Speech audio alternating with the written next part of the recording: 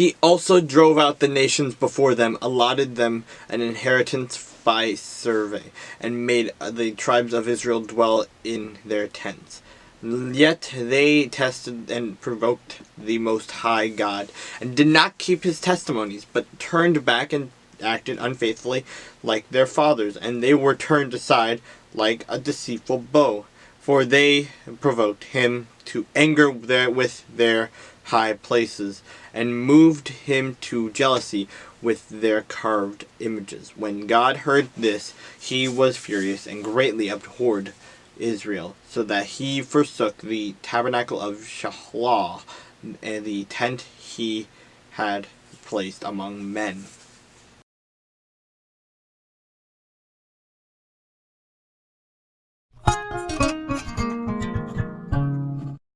By these you shall become unclean. Whoever touches the carcass of any of them shall be unclean until evening. Whoever carries a part of the carcass of any of them shall wash his clothes and be unclean until evening.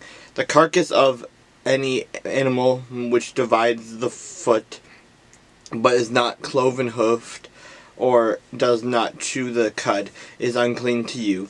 Everyone who touches it shall be unclean, and whatever goes on its paws among all kinds of animals that go on all fours, those are unclean to you. Whoever touches any such carcass shall be unclean until evening. Whoever carries any such carcass shall wash his clothes and be unclean until evening.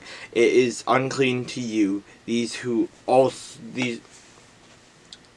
also shall be unclean to you among the creeping things that creep on the earth: the mole, the mouse, and the large lizard after its kind, the gecko, the monitor lizard, the sand reptile, the sand lizard, and the chameleon. These are unclean to you among all that creep.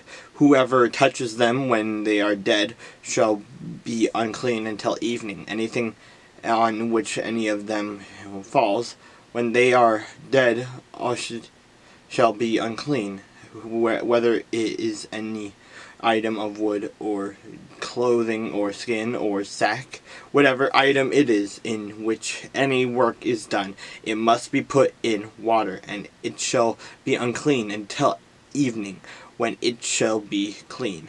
Any earthen vessel into which any of them falls you shall break, and whatever is in it shall be unclean. In such a vessel any edible food upon which water falls becomes unclean, and any drink that may be drunk from it becomes unclean, and everything on which a part of any such carcass falls shall be unclean, whether it is any oven or cooking stove, it shall be broken down, for they are unclean, and shall not be unclean to you.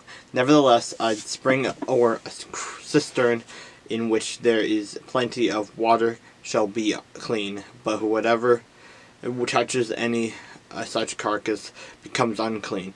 And if a part of any such carcass falls on any planting seed which is to be sown, it remains clean. But if water is put on the seed, and if part of any such carcass falls on it, it becomes unclean to you. And if any animal which you may eat dies, he who touches its carcass shall be unclean until evening. He who eats of its carcass shall wash his clothes and be unclean until evening. He also who carries its carcass shall wash his clothes and be unclean until evening. And every creeping thing that creeps on the earth shall be an abomination.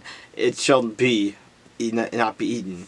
Whatever crawls on its belly, whatever goes on all fours, or whatever has many feet among all creeping things that creep on the earth, these you shall not eat. for they are an abomination. You shall not make yourself abominable with any creeping thing that creeps, nor shall you make yourself unclean with them, lest you be defiled by them. For I am the Lord your God. You shall therefore consecrate yourselves, you shall be holy. I am holy, neither shall you defile yourselves with any creeping thing that creeps on the earth. For I am the Lord who brings you up out of the land of Egypt to be your God. You shall therefore be holy, for I am holy. This is the law of the animals and the birds and every living creature that moves in the water, and of every creature that creeps on the earth, to distinguish between the unclean and the clean, and between the animals and that may be eaten and the animal that may not be eaten.